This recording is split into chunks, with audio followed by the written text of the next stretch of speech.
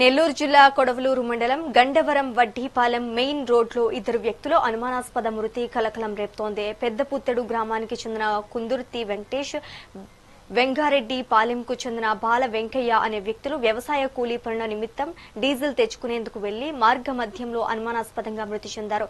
అయితే కుటుంబ సభ్యులు ఈ ఘటన హత్యగా భావిస్తున్నారు. సమాచారం అందుకున్న పోలీసులు కేసు నమోదు చేసి దర్యాప్తు చేస్తున్నారు.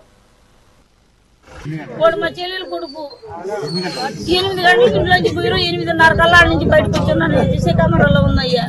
అప్పుడు దాకా ఆలిపోయిన అనుకోలేదయ్యా. నేను ఎండ ఉండలే అనుకున్నానయ్యా. వచ్చే 4 గంటలకు తెలిసింది మాకు. సీసీ కెమెరాలో చూసి చెప్పిండ్రయ్యా. తెల్లారులు ఎత్తుకుంటానే ఉన్నాం. ఆ బుచ్చిలో తిరణాలైతే పోయింది అనుకున్నానయ్యా. ఫోన్లు మాగుతానే ఉన్నాయి. ఫోన్లు ఎత్తలేదయ్యా. ఓడు ఎత్తకపోయినా నా కొడుకు ఈ పిల్లడు ఊరికి ఎత్తుతుడయ్యా. ఓడుగాడు ఎత్తలా ఫోన్. అందుకు భయం వేసి తిప్పినానయ్యా మనుషుల్ని. అనుమానం ఎందుకు లేకుండా ఉందయ్యా.